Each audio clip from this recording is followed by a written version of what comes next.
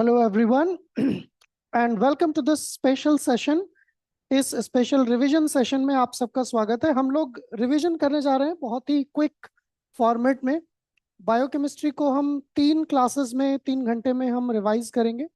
सो आप लोग बिल्कुल दहलीज पर हैं एग्जाम के, on the verge of exam. जल्दी ही आपका एग्जाम होने वाला है।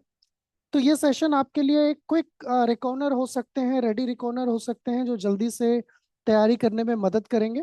So whenever you have time, just please have a quick glimpse on these sessions to make your revision very fast. So I'm not going to go into the details of every topic, but as it is a quick revision series, you will only see some important things which are generally asked in the exam.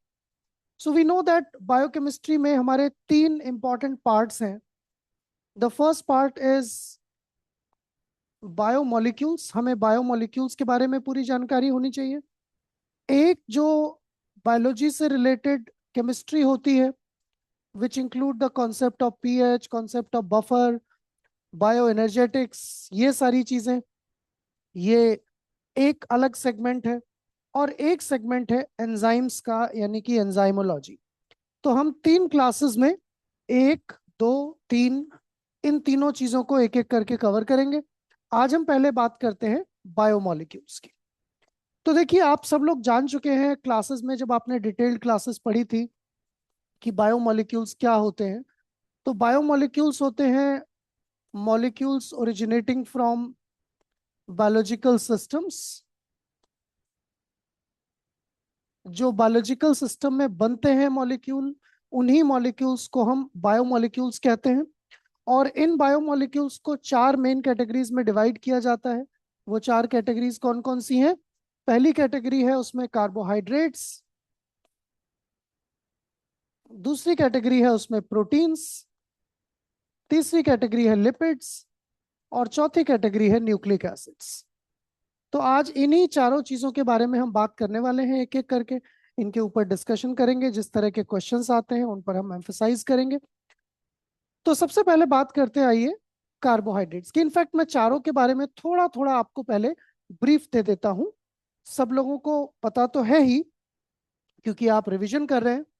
तो carbohydrates जो हैं, they are called as polyhydroxy aldehyde या फिर polyhydroxy ketones.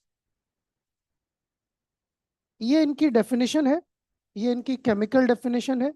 कुछ लोग इनको hydrates of carbon नाम से भी जानते हैं।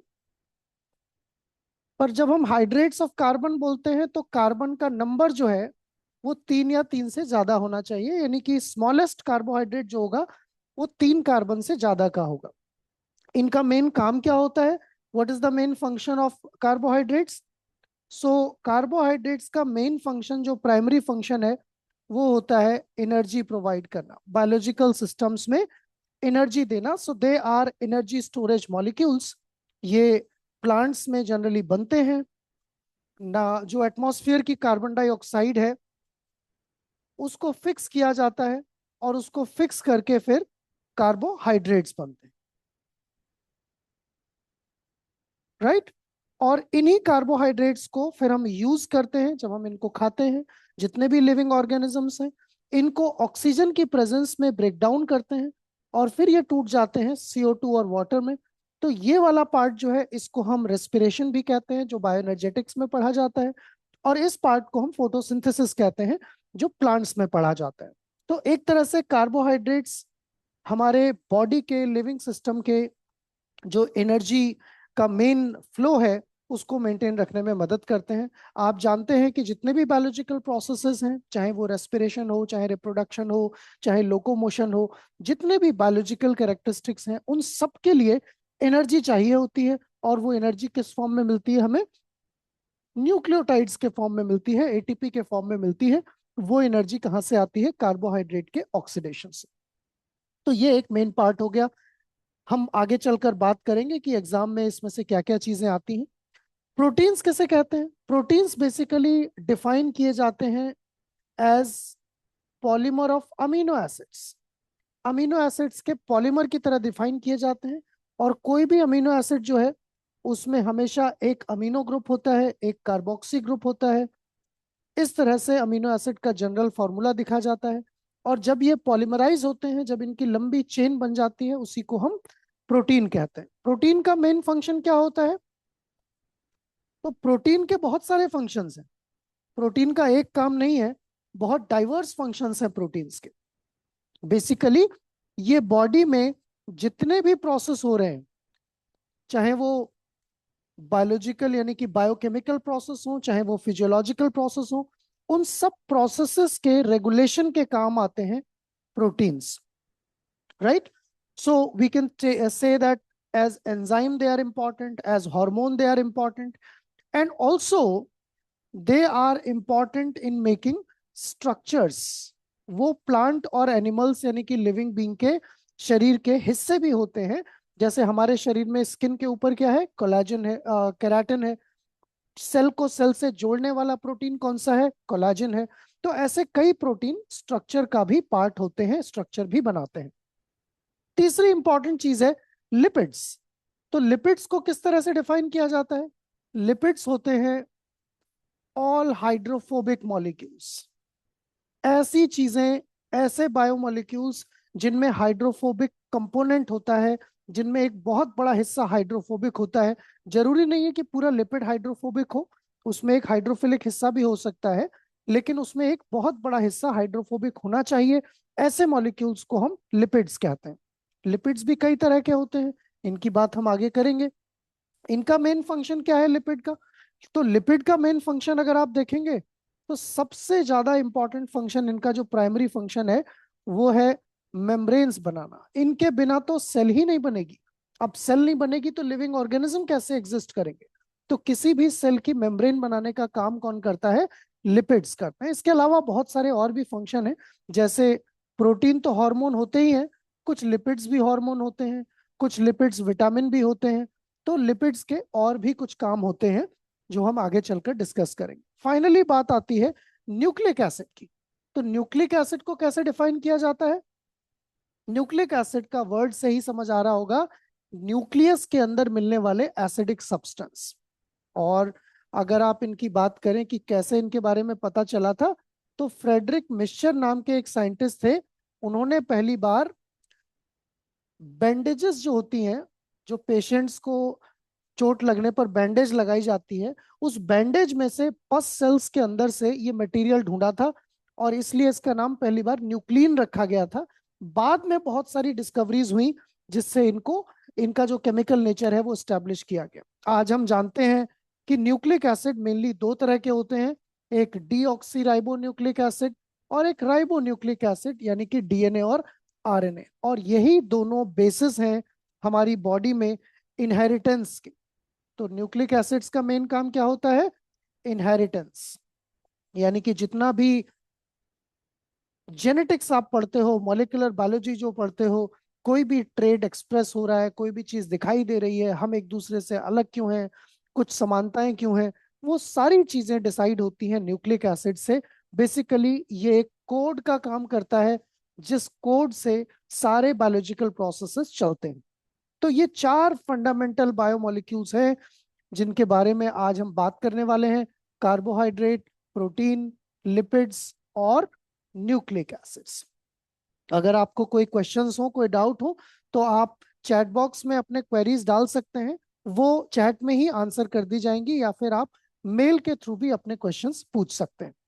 तो शुरू करते हैं। ये एक ब्रीफ ओवरव्यू था।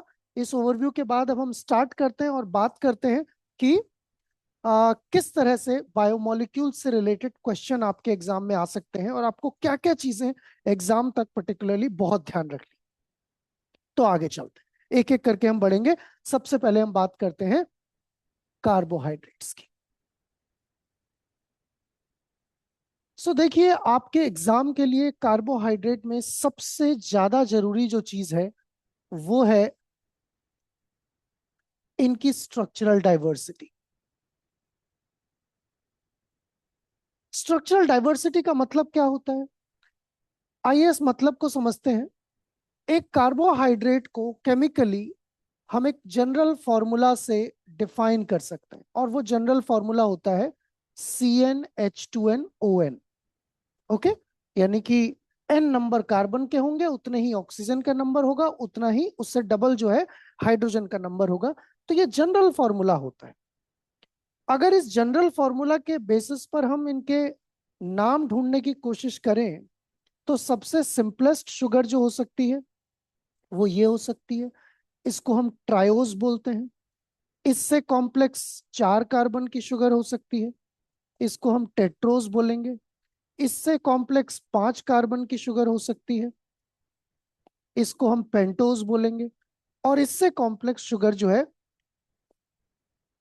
6 कार्बन की हो सकती है, जिसे हम हेक्सोज बोलेंगे। इनफैक्ट इससे भी ज्यादा कार्बन वाली शुगर होती है, लेकिन सबसे ज्यादा नाम जो आपने सुना है वो ये है C6H12O6। पर आप अब जानने में क्यूरियस होंगे कि यहाँ फॉर्मूला तो एक एक है। ट्रायोज का एक फॉर्मूला, टेट्रोज का एक फॉर्मूला, पेंटोज का एक फॉर्मूला, हेक्सोज का एक फॉर्मूला। लेकिन आप जानते हो कि जैसे जैसे हम कार्बन का नंबर बढ़ाते हैं इनके स्ट्रक्चर्स की संख्या बढ़ती जाती है। ये अकेला फॉर्मूला जो आप देख रहे हो C6H12O6 करीब करीब 100 के आसपास अलग अलग स्ट्रक्चर्स हो सकते हैं। मतलब 100 तरह के मॉलिक्यूल हो सकते हैं इस फॉर्मूले वाले, C6H12O6 वाले। हम तो इसको यही जानते थे ना कि C6H12O6 का मतलब ग्लूकोज है, लेकिन ऐसा नहीं है। C6H12O6 100 से ज्यादा अलग अलग तरह के स्ट्रक्चर्स को रिप्रेजेंट कर सकता है। ऐसे ही इसमें बहुत सारे स्ट्रक्चर्स होते हैं, इसमें बहुत सारे स्ट्रक्चर्स होते हैं, और इसमें बहुत सारे स्ट्रक्चर्स होते हैं। ऐसा क्यों होता है? इस बात को समझने के लिए आपको इसका स्ट्रक्चर देखना पड़ेगा। तो सबसे पहली चीज तो यह है कि किसी भी कार्बोहाइड्रेट में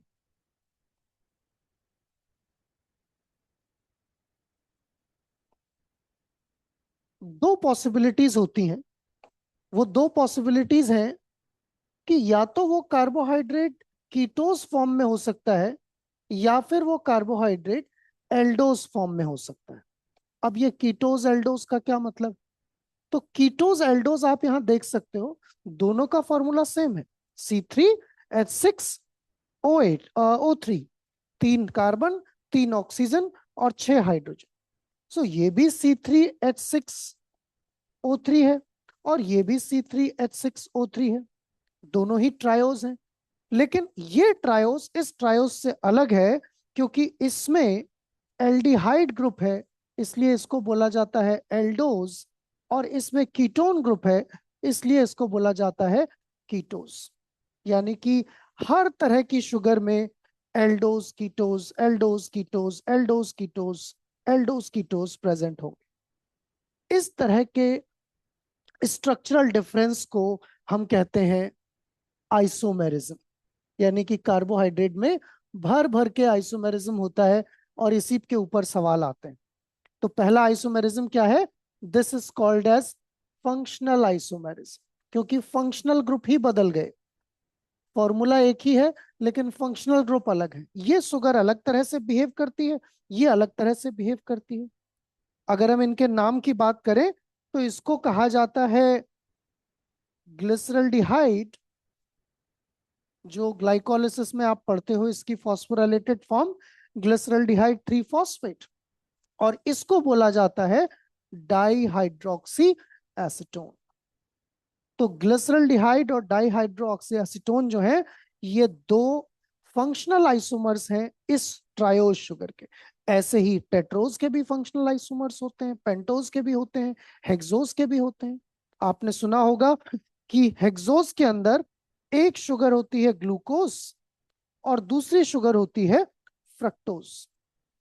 तो ग्लूकोज और फ्रक्टोज एक दूसरे के लिए किस तरह के आइसोमर हैं? वो कहलाते हैं फंक्शनल आइसोमर। ग्लूकोज एक एल्डोज शुगर है और फ्रक्टोज एक कीटोज शुगर है। ग्लूकोज में ये वाला फंक्शनल ग्रुप होगा और फ्रक्टोज में ये वाला फंक्शनल ग्रुप होगा। यानी कि आप ये भी कह सकते हो कार्बन 1 पर अगर एल्डिहाइड लगा है वो एल्डोज शुगर होगी, और कार्बन 2 पर अगर ओ लगा है, कीटोज लगा है, कीटोन लगा है, तो वो कीटोज शुगर होगी। तो हम इस तरह से इनके स्ट्रक्चर देखकर बता सकते हैं कि वो शुगर एल्डोज है या कीटोज। दूसरी बात, बात सिर्फ यहीं खत्म नहीं हो जाती है। इनमें एक और तरह का आइसोमेरिज्म होता है। जैसे अगर हम सिर्फ एल्डोज की ही बात करें, अगर हम सिर्फ एल्डोज की ही बात करें, तो ये मैंने दोबारा एक बार आपके सामने ग्लिसरल्डिहाइड का स्ट्रक्चर बनाया, और इस ग्लिसरल्डिहाइड के स्ट्रक्चर में आप देख पाओगे कि दोनों स्ट्रक्चर ही एल्डोज हैं, दोनों ही ग्लिसरल्डिहाइड हैं, लेकिन इन दोनों में एक अंतर है। और वो अंतर क्या है? वो अंतर है कि इसमें OH राइट साइड में लगा हुआ है और इसमें OH लेफ्ट साइड में लगा हुआ है। राइट और लेफ्ट तो हम 2D में बोल रहे हैं, 2 डायमेंशन में। एक्चुअली 3 डायमेंशंस में इनकी पोजीशन अलग होती है। तो लोगों ने जब इनका बिहेवियर देखा तो पता चला कि ये वाली शुगर बॉडी में अलग तरह से बिहेव करती है, ये अलग तरह से बिहेव करती है, ये दोनों सेम नहीं है। लेकिन ये तो फंक्शनल आइसोमर भी नहीं है। इस तरह के आइसोमर को क्या कहा जाएगा? तो इस तरह के आइसोमर को नाम दिया गया स्टीरियो आइसोमर्स। यानी कि ये दोनों क्या है? स्टीरियो आइसोमर्स हैं। एक ही फॉर्मूला है, एक ही नाम है, इसका नाम भी ग्लिसरल्डिहाइड है और इसका नाम भी ग्लिसरल्डिहाइड है। लेकिन इन दोनों में अब अंतर बताने के लिए क्या करेंगे? तो लोगों ने इनको नाम दे दिया कि चलो इस वाले को डी नाम दे दो और इस वाले को एल नाम दे दो। एल मतलब लेफ्ट हैंड में OH प्रेजेंट है और डी मतलब डेक्स्ट्रो यानी कि राइट हैंड में OH प्रेजेंट है। तो स्ट्रक्चर के बेसिस पर इनको कैपिटल डी और कैपिटल एल नाम दे दिए गए। यहां पर एक छोटी सी चीज आपको ध्यान रखनी है कि कभी कभी हम स्मॉल डी और स्मॉल एल भी यूज करते हैं शुगर्स के नाम के आगे। जैसे स्मॉल डी ग्लूकोज। तो ये बात कुछ अलग है। ये इनकी ऑप्टिकल एक्टिविटी को रिप्रेजेंट करता है। इसका मतलब होता है डेक्स्ट्रो रोटेटरी और इसका मतलब होता है लीवो रोटेटरी। ये इससे डिफरेंट है क्योंकि कोई मॉलिक्यूल अगर डी के स्ट्रक्चर में है तो वो लीवो रोटेटरी भी हो सकता है। और इसलिए हम दो अलग अलग नोटेशन यूज करते हैं, डी डी एल एल। ये वाला डी बता रहा है कि स्ट्रक्चर कैसा है, ये बता रहा है ऑप्टिकल एक्टिविटी। लोगों को कंफ्यूजन ना हो इसलिए आज की डेट में हमने स्मॉल डी और स्मॉल एल को सिंबल से बदल दिया है। हम ऑप्टिकल एक्टिविटी को प्लस और माइनस से दिखाते हैं। तो यूजुअली तो ऐसा देखा जाता है कि जो डी फॉर्म है वो डेक्सो रोटेटरी होती है तो डी प्लस हो गया, एल फॉर्म जो होती है वो लीवो रोटेटरी होती है, एल माइनस हो गया। लेकिन इंटरेस्टिंग एग्जांपल आपको बताता हूं मैं। ग्लूकोज। ग्लूकोज जो है वो डी फॉर्म में डेक्सो रोटेटरी होता है, लेकिन फ्रक्टोज जो है वो डी फॉर्म में लीवो रोटेटरी होता है, तो वो डी माइनस होता है। जबकि ग्लूकोज जो है डी प्लस होता है। तो दोनों में कंफ्यूज नहीं होना है। ये ऑप्टिकल आइसोमेरिज्म कहलाता है। ऑप्टिकल रोटेशन की वजह से प्लस और माइनस लगाया जाता है। ये जो डी और एल लगाए गए हैं ये स्टीरियो आइसोमर को रिप्रेजेंट कर रहा है। अब यहाँ पर एक सवाल आता है कि किसी मॉलिक्यूल के कितने स्टीरियो आइसोमर होंगे। एग्जाम में मान लो पूछ लिया जाए कि बताइए ग्लूकोज के कितने स्टीरियो आइसोमर होते हैं, तो क्या आप किसी मॉलिक्यूल के नंबर ऑफ स्टीरियो आइसोमर बता सकते हो? आंसर है यस। और उसका एक फॉर्मूला है। फॉर्मूला क्या है? n is equal to, sorry, stereo isomers is equal to number of stereo isomers is equal to 2⁻n। ये फॉर्मूला याद रखना। n क्या है? n होता है किसी भी मॉलिक्यूल में कायरल एटम्स कितने हैं। कायरल का मतलब एसिमेट्रिक, जिस पर 4 अलग अलग चीजें लगी हैं। तो यहां देखो, इस कार्बन पर ये चीज अलग है, ये अलग है, ये पूरी चीज अलग है, ये पूरी चीज अलग है। तो 4 अलग अलग चीजें लगी हैं, यानी कि ये वाला कार्बन जो है कायरल है। जबकि इस कार्बन पर डबल बॉन्ड है, यानी कि एक ही बार 2 बार एक ही चीज जुड़ी हुई है, तो ये कायरल नहीं है। इस पे 2 हाइड्रोजन जुड़े हुए हैं, एक जैसी चीजें जुड़ी हुई, ये भी कायरल नहीं है। तो ग्लिसरल्डिहाइड में कितने कायरल कार्बन एटम है? एक ही कायरल कार्बन एटम।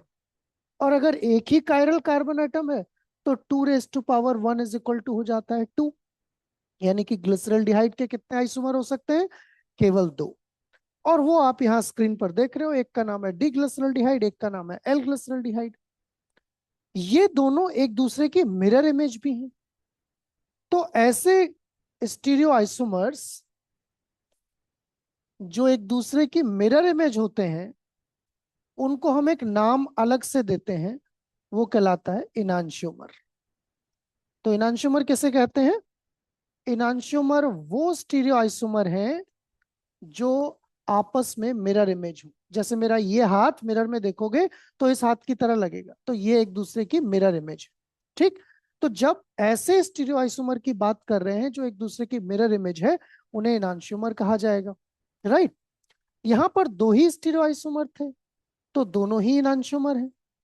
किसी किसी मॉलिक्यूल में मान लो कि हम ग्लूकोज की बात करते हैं। ग्लूकोज में कार्बन होते हैं 6। हमेशा एल्डोस शुगर में पहला और आखिरी कार्बन जो है कायरल नहीं होता है, क्योंकि आखिरी वाले पे CH2OH लगा हुआ है, 2 हाइड्रोजन लगे हैं। पहले वाले पे C डबल बॉन्ड O लगा है।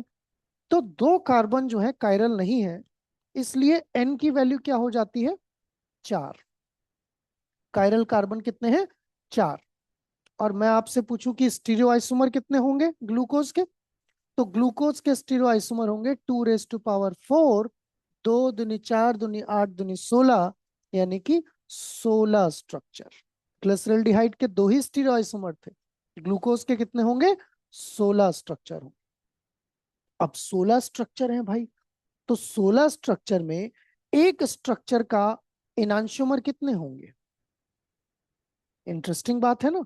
अगर आपसे पूछ ले कि इनांशियोमर बताओ ग्लूकोज के, तो किसी भी मॉलिक्यूल का इनांशियोमर हमेशा एक ही होता है। मिरर इमेज एक ही होगी। आप अपनी शक्ल देखोगे जाके शीशे में, किसी और की शक्ल तो नहीं दिखेगी ना, एक ही शक्ल दिखती है हमेशा। सोच लो आप क्या होगा किसी और की शक्ल दिखेगी तो, है ना। तो इस तरीके से याद रखो कि मिरर इमेज हमेशा एक ही होगी। इनांशियोमर किसी भी मॉलिक्यूल का कितना होगा? हमेशा एक ही होगा। अब बाकी बचे हुए मॉलिक्यूल क्या कहलाएंगे? जो सारे स्टीरियो आइसोमर हैं, एक मॉलिक्यूल का एक मिरर इमेज हो गई, दो कम हो गए। कितने बचे उसके? 16 में से दो गए, तो 14 बचे। उन 14 को हम क्या कहेंगे? उनका नाम है डायस्टीरियोमर। तो ग्लूकोज के कितने डायस्टीरियोमर होते हैं, ऐसा सवाल आपके एग्जाम में पूछा गया है। राइट। ऐसे ही पेंटोज के लिए पूछा जा सकता है। जैसे आप जानते हो राइबोज शुगर जो है एक पेंटोज है। तो पहली बात तो पेंटोज शुगर के अंदर दो चीजें होंगी, कीटोज और एल्डोज। जो न्यूक्लिक एसिड में शुगर मिलती है उसे हम कहते हैं राइबोज। ये कीटोज है कि एल्डोज है, इस पर सवाल आया हुआ है एग्जाम में। तो राइबोज क्या है? एक एल्डोज शुगर है, एल्डिहाइड ग्रुप होता है। जबकि इसी फॉर्मूले वाली एक दूसरी शुगर जिसका नाम है राइब्यूलोज, ये कीटोज होती है। इसके बारे में कम सुना होगा आपने। अब ये राइबोज क्या एक ही तरह के शुगर होती है? C5H10O5 का एल्डोज एक ही होता है? नहीं। अगर एल्डोज शुगर की बात कर रहे हैं तो 5 कार्बन है। मैंने कहा पहला और आखिरी जो है वो कायरल नहीं हो सकता, तो बीच में कितने बचे? 3। और अगर इसमें N की संख्या 3 है, तो इसके स्टीरियोआइसोमर कितने होंगे? 2⁵ यानी कि ग्लूकोज के 16 आइसोमर थे, पेंटोज के कितने होते हैं? एल्डिहाइड फॉर्म में 8 आइसोमर होते हैं। उन 8 आइसोमर में 4 D फॉर्म होंगी, 4 L फॉर्म होंगी। हर मॉलिक्यूल की एक मिरर इमेज होगी, हर एक का एक एनांशियोमर होगा। लेकिन 8 में से अगर आप 2 कम कर दो तो बचते हैं 6, यानी कि हर मॉलिक्यूल के लिए 6 क्या होंगे? डाइस्टीरियोमर हो। तो पहला कॉन्सेप्ट हमारा यहाँ कंप्लीट होता है, वो है स्टीरियो आइसोमर का कॉन्सेप्ट। एनांशियोमर और डाइस्टीरियोमर के बारे में ये आपने देखा। राइट। इसी तरह से एक चीज और हम बात करेंगे आगे। जो ग्लूकोज के बहुत सारे आइसोमर होते हैं, यानी कि डाइस्टीरियोमर होते हैं, उनमें भी कुछ समानताएं होती होंगी, कुछ सिमिलैरिटीज होती होंगी। तो ग्लूकोज का अगर हम स्ट्रक्चर देखें, 1 2 3 4 5 और 6, तो लास्ट वाला कायरल नहीं है, पहला वाला कायरल नहीं। मैं ऐसे ही दो और स्ट्रक्चर बना देता हूं।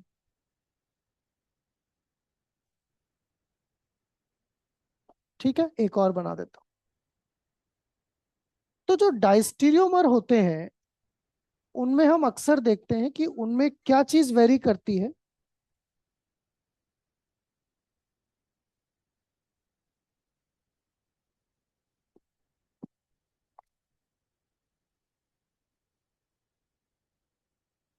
Yes, hello.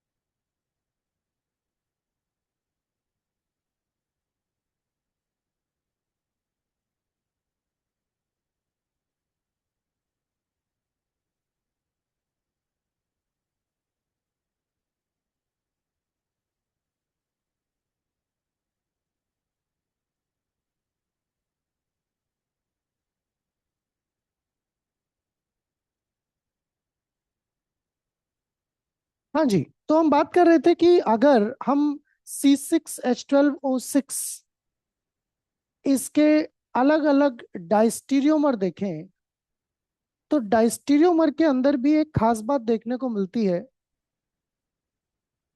हम देखते हैं कि डायस्टीरियोमर में OH की पोजीशन अक्सर बदलती है। जो OH की पोजीशन है वो बदलती है। तो ये सब आप देखोगे यहाँ पर कि अलग अलग मॉलिक्यूल हैं। अगर आप इनको कंसिडर करो तो ये सब अलग अलग मॉलिक्यूल हैं।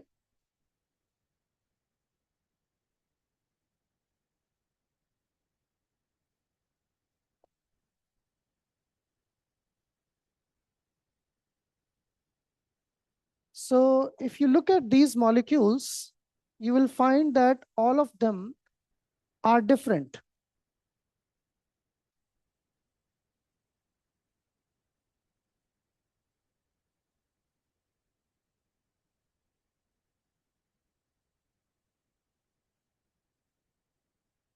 So what you will notice here, आप यहाँ पर क्या नोटिस करेंगे, एक इंटरेस्टिंग बात नोटिस करेंगे कि इन डायस्टीरियोमर्स में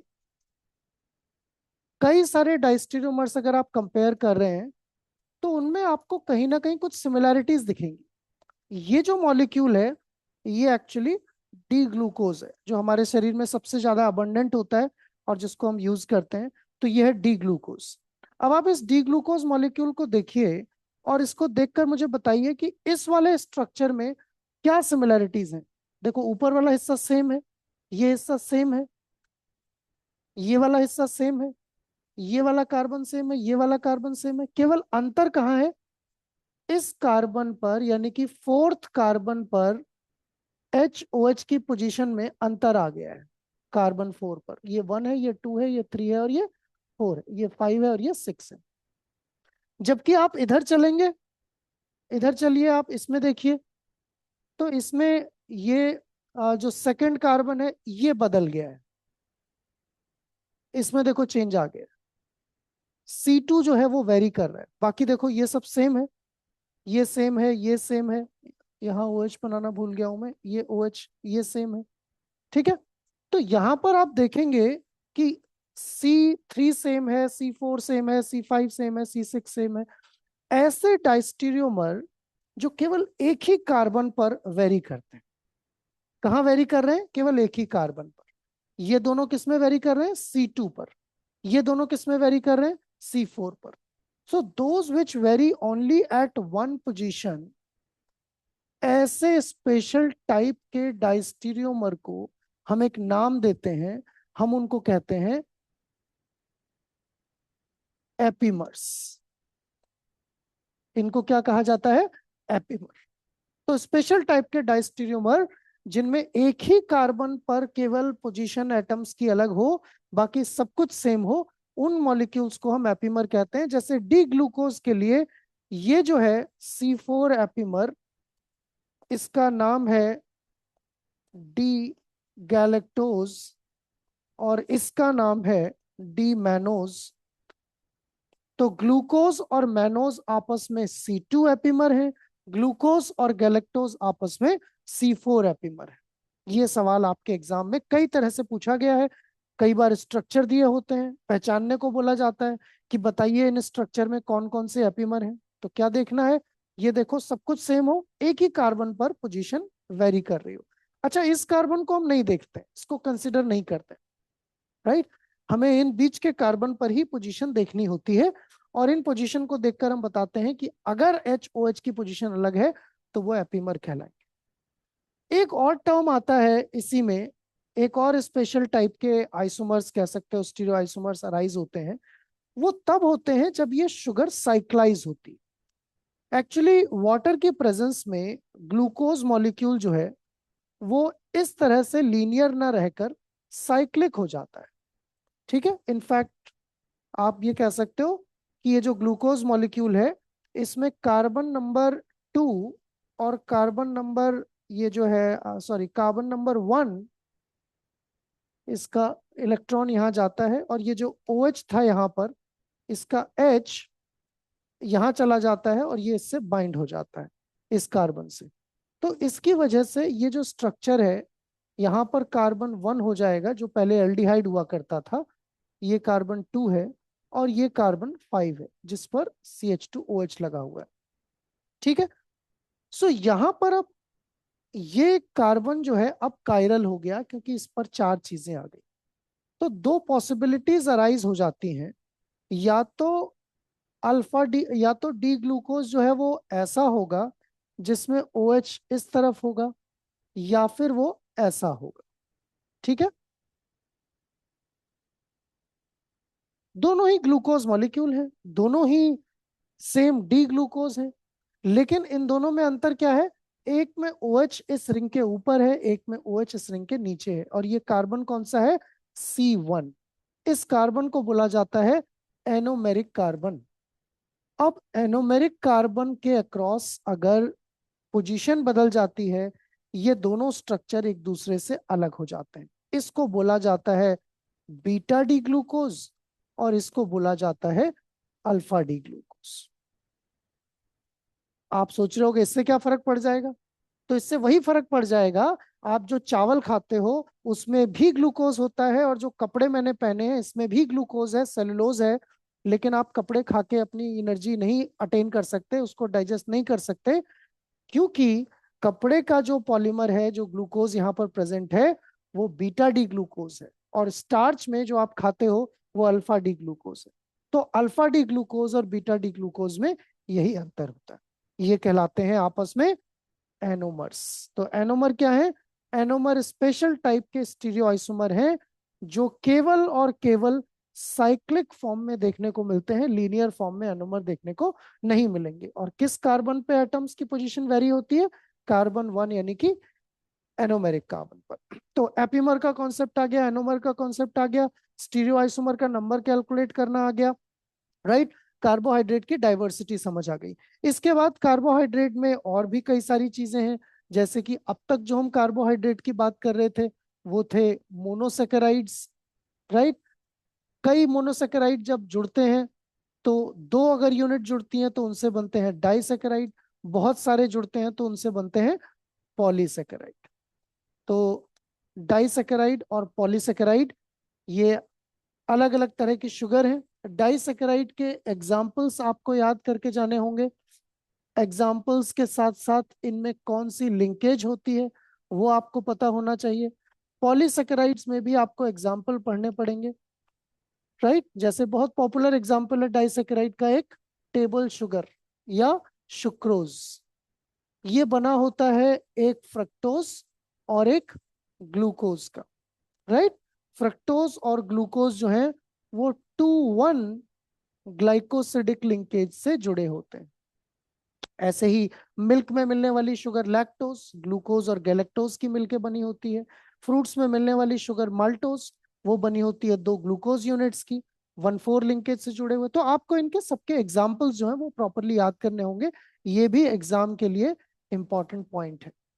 पॉलीसेकेराइड भी देखो दो तरह के होते हैं, एक पॉलीसेकेराइड कहलाते हैं आपके होमोपॉलीसेकेराइड्स, और दूसरे कहलाते हैं हेट्रोपॉलीसेकेराइड्स।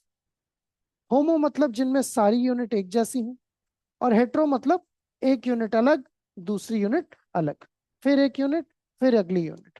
तो जिनमें अलग अलग तरह की यूनिट्स होती हैं उन्हें हम क्या कहते हैं? हेट्रोपॉलीसेकेराइड कहते हैं।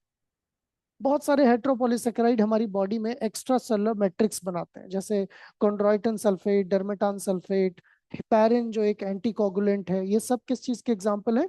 हेट्रोपॉलीसेकेराइड के। और होमोपॉलीसेकेराइड में पॉपुलर एग्जांपल्स जैसे स्टार्च जो हम खाने में यूज करते हैं, सेलुलोज जो प्लांट की सेल वॉल बनाता है, ये दोनों बहुत अच्छे एग्जांपल्स हैं होमोपॉलीसेकेराइड्स के। तो आपको कार्बोहाइड्रेट्स में स्ट्रक्चर में पर्टिकुलरली ये सारी चीजें बहुत अच्छे से याद करनी होगी। अब हम बात करते हैं एक दूसरे बायोमोलिक्यूल की, और वो है प्रोटीन्स।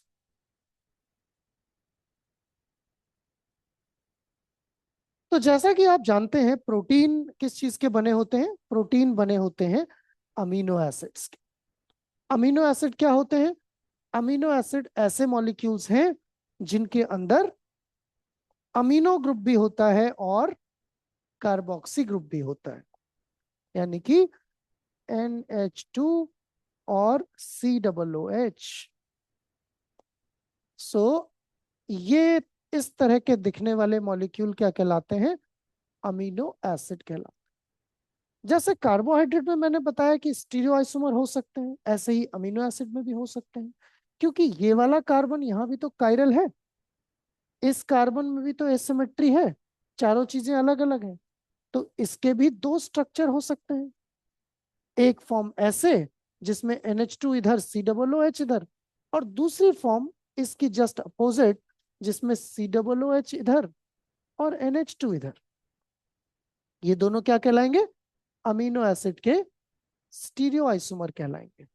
लेकिन अच्छी बात यह है कि नेचर में यही वाली फॉर्म अबंडेंट होती है। शुगर्स में भी डी फॉर्म अबंडेंट होती है, लेकिन अमीनो एसिड में एल फॉर्म अबंडेंट होती है। ये कहलाते हैं L amino acid. Amino group left side में है, अगर अमीनो ग्रुप राइट साइड में है, ये कहलाते हैं डी अमीनो एसिड। ये बहुत रेयरली मिलते हैं, कम मिलते हैं, ऐसा नहीं है बिल्कुल नहीं मिलते हैं, but D amino acid nature में बहुत कम मिलते हैं। तो हमारे शरीर में जितने भी प्रोटीन है, ह्यूमन बॉडी में या बाकी ऑर्गेनिजम्स में, मोस्टली प्रोटीन बनते हैं किस चीज से? एल अमीनो एसिड से। इसीलिए सारे अमीनो एसिड्स में जिनमें प्रोटीन बन रहे हैं, जिनसे प्रोटीन बनते हैं, उनमें अमीनो बाएं तरफ लिखा जाता है और कार्बोक्सी राइट तरफ लिखा जाता है। हालांकि ये राइट और लेफ्ट लिखना केवल 2D के लिए एप्लीकेबल है। 3D में ये टेट्राहेड्रली अरेंज होती हैं चीजें, एक तरफ H है, एक तरफ कार्बोक्सी है, एक तरफ अमीनो है, एक तरफ साइड चेन है। तो 3 डायमेंशन में जब आप 3D स्ट्रक्चर्स देखते हैं तो इनका रिप्रेजेंटेशन थोड़ा अलग होता है, लेकिन फिर भी डी और एल फॉर्म वहां प्रेजेंट होंगी। और क्योंकि एक दूसरे की मिरर इमेज होती हैं, इसलिए इनको हम इनांशियोमर्स कहते हैं। जो प्रोटीन हमारे शरीर में जो अमीनो एसिड्स हमारे शरीर में प्रोटीन बनाते हैं, उनका नंबर जो है वो करीब 22 है। ठीक है, और भी बहुत सारे अमीनो एसिड होते हैं, लेकिन सारे के सारे प्रोटीन नहीं बनाते हैं। प्रोटीन बनाने वाले अमीनो एसिड कितने हैं? 22 हैं, जिनमें से 20 तो सारे ऑर्गेनिज्म में प्रेजेंट होते हैं, लेकिन दो जो हैं, एक का नाम है सेलेनोसिस्टीन और एक का नाम है पायरोलाइसिन। एक्चुअली ये दोनों अमीनो एसिड सारे ऑर्गेनिजम्स में नहीं मिलते हैं। हमारी बॉडी में सेलेनोसिस्टीन मिलता है, बहुत सारे एंटीऑक्सीडेंट एंजाइम्स या एंटीऑक्सीडेंट प्रोटीन्स हैं, उनमें सेलेनोसिस्टीन देखा जाता है। ये क्वेश्चन भी एक बार आपके एग्जाम में पूछा गया है कि सेलेनोसिस्टीन किस प्रोटीन में मिलता है। तो एंटीऑक्सीडेंट एंजाइम होते हैं ग्लूटाथायोन पेरोक्सिडेज, ग्लूटाथायोन रिडक्टेज, राइट। बहुत सारे एंटीऑक्सीडेंट एंजाइम्स हैं जिनमें सेलेनोसिस्टीन मिलता है। करीब 52 प्रोटीन है हमारी बॉडी में जिनमें सेलेनोसिस्टीन देखने को मिलता है। लेकिन ये लोअर ऑर्गेनिजम्स में नहीं होता है सेलेनोसिस्टीन बहुत ज्यादा। एक स्पेशल कैटेगरी है ऑर्गेनिजम्स की, methanogenic bacteria. In fact Archie bacteria होते हैं ये। तो मिथेनोजेनिक बैक्टीरिया में एक और अलग अमीनो एसिड देखने को मिलता है जिसे हम कहते हैं पायरोलाइसिन। बट जो बाकी अमीनो एसिड हैं, 20 अमीनो एसिड बचे हुए, वो मिलते हैं सारे ऑर्गेनिजम्स में। These are found in all organisms. हालांकि ये अलग बात है कि हम सारे अमीनो एसिड बना नहीं सकते, हमारे अंदर मेटाबॉलिक पाथवेज नहीं होते हैं ह्यूमंस के अंदर, हम केवल 10 अमीनो एसिड ही बना सकते हैं। बाकी 10 कहाँ से आते हैं? बाकी 10 हम जो खाना खाते हैं उसमें आते हैं। तो जनरली प्लांट और बैक्टीरिया जो है वो पूरे के पूरे 20 बना सकते हैं। तो जब हम खाना खाते हैं तो हमारी जो प्रोटीन की डाइट है, नॉन वेजिटेरियन फूड हुआ या पनीर है, मिल्क है, जितना भी प्रोटीन रिच डाइट होती है, उस प्रोटीन रिच डाइट से 10 अमीनो एसिड्स जो असेंशियल हैं वो आते हैं। ठीक है। कभी कभी इस पे भी सवाल आ जाता है कि कौन से अमीनो एसिड असेंशियल है और कौन से अमीनो एसिड नॉन एसेंशियल है, हमें कौन से चाहिए और कौन से नहीं चाहिए। तो इसके लिए एक छोटी सी ट्रिक आपको बताऊंगा मैं, जो एग्जाम में काम आ सकती है। दूध पियो, होमवर्क करो, और उसके बाद एफटीवी देख लो, थोड़ा सा एंटरटेनमेंट कर लो। दूध पियो, होमवर्क करो और एफटीवी देखो। इसका मतलब है मिथ्योनिन, आइसोल्यूसिन, ल्यूसीन, के मतलब लाइसिन, वाई मतलब tyrosine, histidine, tryptophan, phenylalanine, threonine and valine. तो 3 अमीनो एसिड देखो इसमें, ल्यूसीन, आइसोल्यूसिन और वेलिन। इनकी चेन जो है ब्रांच्ड होती है, तो branch chain amino acid essential है हमारे लिए। ऐसे ही ट्रिप्टोफैन, फिनाइलएलनिन, ट्रिप्टोफैन, फिनाइलएलनिन और टायरोसिन, ये तीनों अमीनो एसिड क्या कहलाते हैं? ये तीनों एसिड अमीनो एसिड कहलाते हैं एरोमेटिक। तो हमारा शरीर ना तो एरोमेटिक अमीनो एसिड बना सकता है, ना ही ब्रांच चेन अमीनो एसिड बना सकता है। ठीक है। ये ट्रिक आपको मदद करेगी एग्जाम में इस तरह के क्वेश्चंस को सॉल्व करने में, जिसमें पूछा गया है कि कौन से अमीनो एसिड असेंशियल होते हैं। तो ये असेंशियल है, बचे वो नॉन असेंशियल है। तो आप ये ट्रिक यूज कर सकते हो, एग्जाम के ऑप्शन देख सकते हो और फिर प्रॉपरली एलिमिनेट करके क्वेश्चन सॉल्व कर सकते हो। अच्छा, ये जो 20 के 20 अमीनो एसिड हैं, ये एक चीज में वेरी करते हैं, वो है इनकी साइड चेन। ये अगर स्ट्रक्चर देखोगे आप, तो सारे अमीनो एसिड में अमीनो होता है, कार्बोक्सी होता है, एच होता है और आर होता है। ये आर जो है 20 अमीनो एसिड को एक दूसरे से अलग बनाता है, और इसी के बेसिस पर हम अमीनो एसिड्स को ब्रॉडली 2 ग्रुप्स में, इनफैक्ट 3 ग्रुप्स में डिवाइड करते हैं। एक ग्रुप जो है वो कहलाता है ऐसे अमीनो एसिड्स का जिनकी आर ग्रुप हाइड्रोफोबिक होता है, जिनमें आर क्या होता है? हाइड्रोफोबिक होता है। एक दूसरा ऐसा ग्रुप है जिनमें आर ग्रुप हाइड्रोफिलिक होता है, यानी कि ऐसे अमीनो एसिड पानी की तरफ अट्रैक्ट होंगे और इनसे बने हुए प्रोटीन पानी में सॉल्युबल होंगे, पानी की तरफ अट्रैक्ट होंगे। ऐसे वाले जिन जो प्रोटीन इन अमीनो एसिड से बने हैं, वो प्रोटीन मेम्ब्रेन में एम्बेडेड होंगे, पानी से दूर भागेंगे, लिपिड्स के साथ इंटरैक्ट करेंगे। तीसरी कैटेगरी होती है जो कुछ कारणवश अलग रखी गई है इनके बिहेवियर की वजह से, वो होती है ऐसे अमीनो एसिड्स की जिनमें साइड चेन एरोमेटिक होती है। तो इसको याद करने की भी मैं आपको एक बढ़िया सी ट्रिक बताता हूँ। 20 अमीनो एसिड की हम बात कर रहे हैं, 20 में से 7 अमीनो एसिड जो हैं वो हाइड्रोफोबिक साइड चेन वाले हैं। याद करो ये वर्ड, गैवलिन टी, glycine, alanine, valine, leucine, isoleucine, methionine, proline. 1 2 3 4 5 6 7, 7 amino acid हो गए। वाइफ वर्ड याद कर लो, ट्रिप्टोफैन, टायरोसिन, फिनाइलएलनिन। ये 3 अमीनो एसिड जो हैं इनकी साइड चेन होती है एरोमेटिक, यानी कि इस तरह का रिंग इनकी साइड चेन में प्रेजेंट होता है और इनसे बनते हैं एरोमेटिक अमीनो एसिड। इनमें खास बात ये होती है कि ये यूवी लाइट एब्जॉर्ब कर सकते हैं, इनमें यूवी एब्जॉर्ब करने की एबिलिटी होती है। और क्योंकि ये यूवी एब्जॉर्ब कर लेते हैं, तो स्पेक्ट्रोमेट्री में जो प्रोटीन का एनालिसिस होता है वो इन्हीं WYF प्रोटीन की प्रेजेंस, अमीनो एसिड की वजह से होता है। तो 7 और 3 10 हो गए।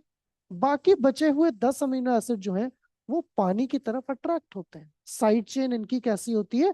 हाइड्रोफिलिक होती है। तो इनकी साइड चेन हाइड्रोफिलिक होती है। इसमें भी 2 ग्रुप हैं।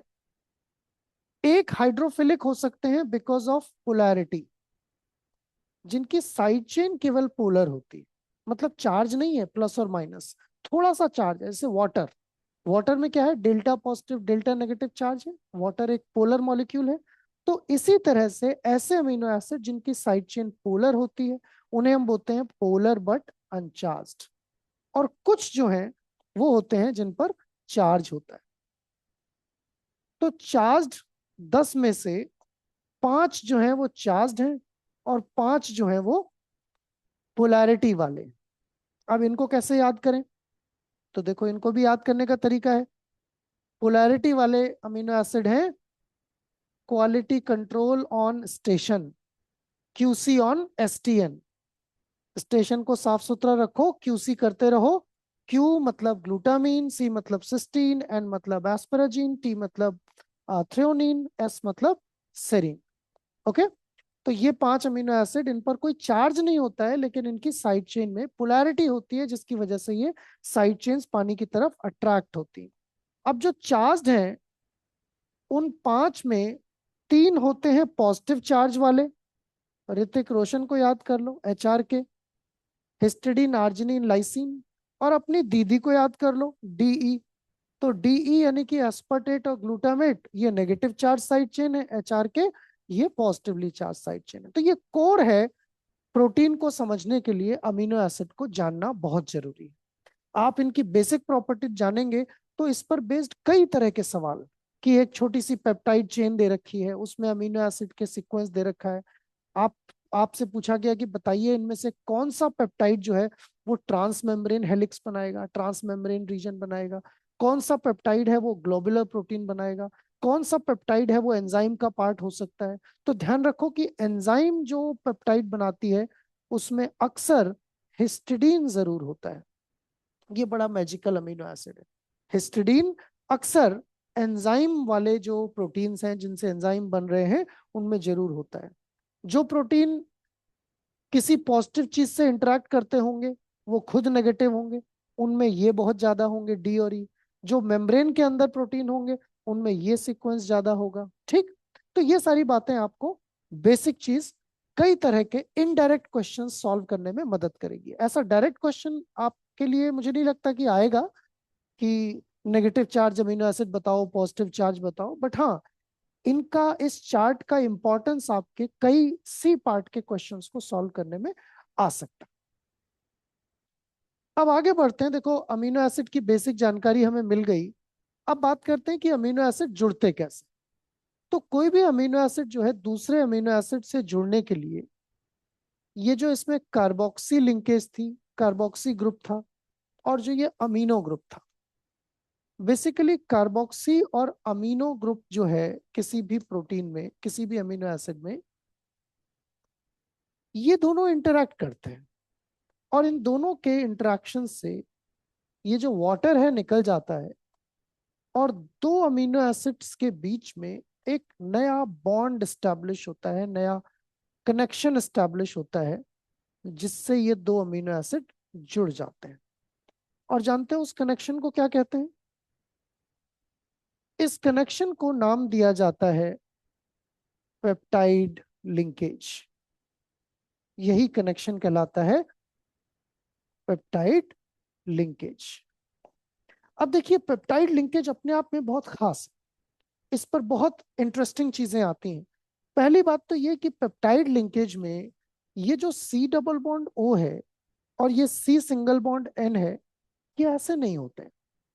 ये डबल बॉन्ड यहां पर आ जाता है जिससे ये लिंकेज कुछ ऐसी बन जाती। ये भी पार्शियल डबल बॉन्ड और ये भी पार्शियल डबल बॉन्ड। इस कार्बन को अल्फा कार्बन कहते हैं। तो आप कह सकते हो कि एक पेप्टाइड लिंकेज जो है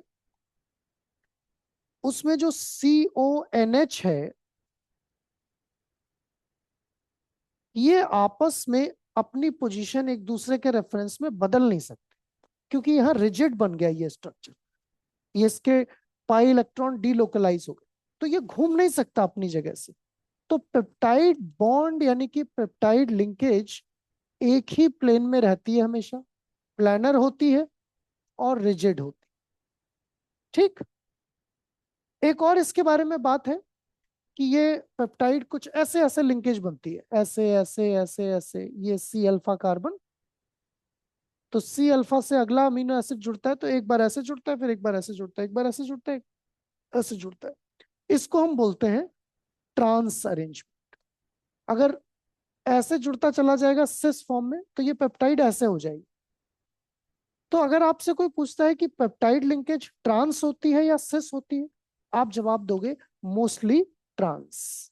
पेप्टाइड लिंकेज ज्यादातर क्या बनती है? ट्रांस बनती है। कभी कभी वो कुछ सिचुएशंस में सिस बन सकती है। तो ये तीन बातें आपको पेप्टाइड लिंकेज के बारे में याद रखनी है कि पेप्टाइड लिंकेज ट्रांस होती है most commonly, peptide bond rigid होता है, पेप्टाइड बॉन्ड प्लानर होता है। ये सारी बातें आपको यहाँ पर ध्यान रखनी है। इसके बाद जो अगली इंपॉर्टेंट बात है जो आपके एग्जाम में बहुत ज्यादा पूछी जाती है इसी पर्टिकुलर टॉपिक से, वो है सी अल्फा और सी और एन और सी अल्फा के बीच में थ्री डायमेंशनल रोटेशन। ये जो बॉन्ड है कुछ ऐसे है, यहां पर एक चीज लगी हुई है, इस तरफ दूसरी चीज लगी हुई है। तो ये पूरी पेप्टाइड जो है ये सी अल्फा पर घूम सकती है किसी भी एंगल पर, और ये भी किसी एंगल पर घूम सकती है। इन एंगल्स को हम एक नाम देते हैं और ये नाम होता है टॉर्जन एंगल या फिर डाइहेड्रल एंगल। टॉर्जन या dihedral angle. Now this torsion और डाइहेड्रल एंगल ये अलग है और ये अलग है। सी और सी अल्फा के बीच में इसको बोलते हैं साई और इसको बोलते हैं फाई। तो किसी भी लंबी पेप्टाइड चेन में जितनी जगह पेप्टाइड बॉन्ड होंगे, जैसे मान लो 10 अमीनो एसिड है तो 9 पेप्टाइड बॉन्ड बने, यानी कि हर पेप्टाइड बॉन्ड के एक तरफ साई और एक तरफ फाई होगा। आप जानते हो इससे क्या होता है? साई और फाई से इससे डिसाइड होता है प्रोटीन का शेप, कि जो प्रोटीन बना है वो शेप कैसा लेगा। क्या वो इस तरह से घूम के हेलिक्स बना लेगा, या फिर इस तरह से घूम के शीट्स बना लेगा, या फिर इस तरह से घूम के लूप बना लेगा, या सडनली टर्न होके एक बीटा टर्न बना देगा। ये सारी चीजें डिसाइड होती हैं फाई और साई से। किस प्रोटीन में क्या वैल्यू होगी फाई और साई की, कौन सी वैल्यूज सबसे ज्यादा पाई जाती हैं, इसको समझने के लिए प्रोफेसर जीएन रामचंद्रन ने एक ग्राफ बताया था। उन्होंने कहा था कि अगर हम एक एक्सिस पर फाई और एक एक्सिस पर साई की वैल्यू प्लॉट कर दें तो हम देखेंगे कि ज्यादातर अमीनो एसिड्स की जो फाई और साई वैल्यूज होती हैं वो एक लिमिटेड एरिया में ही फॉल करती हैं। ज्यादातर अमीनो एसिड की फाई और साई की वैल्यू इन्हीं एरियाज में देखने को मिलती है, यहाँ बाकी जगह में नहीं मिलती। मतलब किसी भी प्रोटीन में ये वाला एंगल देखने को नहीं मिलेगा। इस एरिया को उन्होंने कहा फॉरबिडन, और जो एंगल देखने को मिलते हैं उन्हें कहा अलाउड। अगर आपको डिटेल देखना हो रामाचंद्रन प्लॉट का तो क्लासरूम का वीडियो देख सकते हैं, उसमें हमने पूरा एक क्लास डेडिकेट किया है इस टॉपिक को समझने के लिए। तो ये जो रामाचंद्रन प्लॉट का अलाउड एरिया है इससे हमें पता चलता है कि कौन से एंगल होंगे और कौन से नहीं होंगे। अब मैंने आपको ये भी बताया कि किस एंगल पर पेप्टाइड मुड़ेगी तो वो कैसा शेप लेगी। इसलिए हर तरह का जो शेप होता है, जैसे प्रोटीन अल्फा हेलिक्स बना रहा है या वो बीटा शीट बना रहा है या वो टर्न बना रहा है, तो हर एक शेप के लिए पर्टिकुलर एंगल फिक्स्ड होते हैं। जैसे अल्फा हेलिक्स जो है उसके टॉर्जन एंगल इस क्वाड्रेंट में, इस फर्स्ट क्वाड्रेंट में ही हो, राइट। उसकी वैल्यू करीब -37 -47 के आसपास होती है, -47 -57 के आसपास होती है। एक एंगल -47 और एक एंगल -57। ये देखो जीरो है ना यहाँ, तो जीरो से इधर भी माइनस, जीरो से नीचे भी माइनस, तो इसमें दोनों वैल्यू माइनस होती है। इसमें फाई की वैल्यू जो है प्लस होती है, दूसरी माइनस होती है। इसमें एक वैल्यू माइनस होती है, दूसरी वैल्यू प्लस होती है, और इसमें दोनों वैल्यू प्लस होती है। सो ये जो है ये राइट हैंडेड अल्फा हेलिक्स थी। अगर लेफ्ट हैंडेड हेलिक्स बनती है, लेफ्ट हैंडेड हेलिक्स कब बनेगी? वो तब बनेगी जब नॉर्मल अमीनो एसिड ना हो, यानी कि डी अमीनो एसिड की जगह अगर एल अमीनो एसिड हो तो वो क्या, सॉरी, एल अमीनो एसिड की जगह अगर डी अमीनो एसिड हो तो ये वाली हेलिक्स बन जाएगी। इसी तरह से बीटा शीट अगर बन रही है तो दो तरह की बीटा शीट होती हैं, पैरेलल और एंटी पैरेलल। अगर एंटी पैरेलल बीटा शीट बन रही है तो इधर एक्सट्रीम अपर कॉर्नर में जाएगा उसका फाई और साई की वैल्यू। अगर पैरेलल बीटा शीट बन रही है तो यहाँ आएगी। तो इस तरह से रामचंद्रन प्लॉट को देखकर हम ये बता सकते हैं कि प्रोटीन्स का जो बेसिक कॉन्फॉर्मेशन है वो किस तरह का होगा। मतलब हम अगर किसी प्रोटीन का रामचंद्रन प्लॉट देख लें तो बता सकते हैं कि इस प्रोटीन में किस किस तरह के स्ट्रक्चर हैं। और ऐसे सवाल आपके एग्जाम में इस पर कई बार आए हैं, राइट। एक बार ये भी पूछा है कि अगर बीटा शीट जो है वो एल अमीनो एसिड की बनी है तो उसका रामचंद्रन प्लॉट पे प्लेस ये होता है, अगर वो डी अमीनो एसिड की बनेगी तो उसका प्लेस कहाँ हो। तो सीधी सी बात है कि अगर एल अमीनो एसिड है, डी अमीनो एसिड इसकी मिरर इमेज होगी, मतलब इसकी वैल्यू माइनस प्लस है, तो मिरर इमेज की वैल्यू प्लस माइनस होगी, यानी कि वो यहां पर कहीं आएगा। That will be for D amino acid. तो डी अमीनो एसिड की बीटा शीट जो है वो यहाँ आएगी। जैसे अल्फा हेलिक्स की वैल्यू यहाँ आ गई थी, ऐसे ही बीटा शीट की वैल्यू यहाँ आ जाएगी, राइट। तो मिरर इमेज जैसे बदल जाती है ऐसे ही रामचंद्रन प्लॉट भी मिरर्ड हो जाता है अगर अमीनो एसिड का कॉन्फॉर्मेशन चेंज हो जाए, डी से एल कॉन्फ़िगरेशन चेंज हो जाए, अगर वो डी से एल हो जाए या एल से डी हो जाए। तो ये बात थी रामचंद्रन प्लॉट की और प्रोटीन कॉन्फॉर्मेशंस की। तो सबसे ज्यादा इंपॉर्टेंट जो है प्रोटीन्स के अंदर अमीनो एसिड्स, प्रोटीन के कॉन्फॉर्मेशंस, स्पेशली अलग अलग टाइप के कॉन्फॉर्मेशंस। बीटा शीट के बारे में आपको बहुत ज्यादा पढ़ना है। शीट जब बनती है तो उसमें टर्न्स होते हैं, कई तरह के टर्न्स होते हैं, बीटा टर्न के बारे में आपको पढ़ना है। प्रोटीन के कुछ एग्जांपल्स जैसे कि केराटिन और कोलेजन के बारे में आपको काफी ज्यादा ध्यान रखना है। ये चीजें आपको प्रोटीन पार्ट से ध्यान रखनी है। अगला मॉलिक्यूल है लिपिड्स।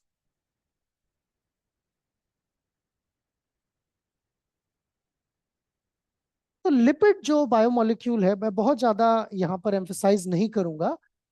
लिपिड्स बेसिकली उन सारी चीजों को कहते हैं जो हाइड्रोफोबिक नेचर के होते हैं, या इनमें एटलीस्ट एक मेजर पार्ट जो है वो हाइड्रोफोबिक है। ठीक है, एक बड़ा हिस्सा अगर हाइड्रोफोबिक है, उन सारे मॉलिक्यूल्स को हम कहते हैं लिपिड्स। अच्छा, लिपिड्स और फैट में हम कई बार कंफ्यूज होते हैं, क्योंकि कई बार लोग लिपिड्स को ही फैट समझ लेते हैं। ऐसा नहीं है, लिपिड ही फैट नहीं है। फैट एक स्पेशल टाइप के लिपिड हैं जिनका काम है बॉडी में एनर्जी स्टोर करना, इसलिए आप इनको कह सकते हो स्टोरेज लिपिड्स। और फैट बेसिकली बनते हैं एक ग्लिसरॉल की चेन जो है वो एस्टर लिंकेज बनाकर, ये एस्टर लिंकेज होती है C double O bond, ester linkage के थ्रू लंबी चेन फैटी एसिड्स की जुड़ जाती है। तो जब तीन तीन फैटी एसिड एक ग्लिसरॉल के साथ जुड़ते हैं उसको हम कह सकते हैं tri ester of fatty acid. Fatty acid का ट्राई एस्टर किसके साथ? ग्लिसरॉल के साथ। उस चीज को कहा जाता है फैट। लेकिन क्या अगर मोनो एस्टर बने, एक कार्बोक्सिलिक एसिड हो लंबा सा और एक लंबा सा अल्कोहल हो, तो अगर एक लंबा सा अल्कोहल और एक लंबा सा एसिड ये दोनों एस्टर लिंकेज से जुड़ जाएं तो इसका नेचर भी तो हाइड्रोफोबिक होगा, ये भी तो लिपिड होगा। क्या ये फैट कहलाएगा? नहीं। ऐसी चीजों को क्या कहते हैं? ऐसी चीजों को हम कहते हैं वैक्स। जो कान में होता है, इंसेक्ट से बचाता है, जो पत्तियों की लीव्स पर होता है, राइट, जो हनी बी के छत्ते में ऊपर की तरफ होता है जिससे वो चिपका रहता है। तो बीज वैक्स, ईयर वैक्स, तरह तरह के जो बायोलॉजिकल सिस्टम में वैक्स होते हैं वो बेसिकली किससे बनते हैं? They are monoesters of long chain alcohol with long chain carboxylic acids. Okay. जबकि ट्राई एस्टर जो है फैट, जो हमारे यहाँ पर इकट्ठा हो जाता है बॉडी में जब हम ज्यादा खाना खाते हैं, एक्सरसाइज कम करते हैं, ओबेसिटी में फैट अक्यूमुलेट होने लगता है, that is this, right. So are we clear about the fat and waxes? These are two important categories of storage lipids. Now besides storage, lipids का एक जो मेन काम है वो है स्ट्रक्चर्स बनाना। तो हमारे शरीर में एक और तरह के लिपिड्स भी होते हैं जिन्हें हम कहते हैं स्ट्रक्चरल लिपिड्स, और ये बनाते हैं प्लाज्मा मेम्ब्रेन्स। इनसे क्या बनती है? प्लाज्मा मेम्ब्रेन्स बनती है। अब प्लाज्मा मेम्ब्रेन बनने के लिए ये जरूरी है कि लिपिड जो है उसमें हाइड्रोफिलिक पार्ट भी हो और हाइड्रोफोबिक पार्ट भी हो। तो आपने देखा होगा कि लिपिड जो प्लाज्मा मेम्ब्रेन बनाई जाती है कुछ ऐसे बनाते हैं डायग्राम में, राइट? इस तरह से प्लाज्मा मेम्ब्रेन दिखाई जाती है। इसका क्या मतलब है ऐसे स्ट्रक्चर का? इस स्ट्रक्चर का मतलब है कि इसमें एक हिस्सा जो है ये हाइड्रोफिलिक है, जो बाहर पानी के साथ इंटरेक्ट कर रहा है, और बीच का हिस्सा क्या है? ये हाइड्रोफोबिक है, राइट? तो ऐसा कैसे हो पाता है? अगर आप फैट को देखें तो ग्लिसरॉल में 3 फैटी एसिड अटैच हुए थे। मान लो कि मैं एक ऐसा मॉलिक्यूल आपको बताता हूं जिसमें ग्लिसरॉल तो है, बैकबोन तो ग्लिसरॉल की ही है, लेकिन यहां पर एक फैटी एसिड अटैच हुआ, दूसरा फैटी एसिड अटैच हुआ, तीसरी जगह फॉस्फेट आ गया। ओके?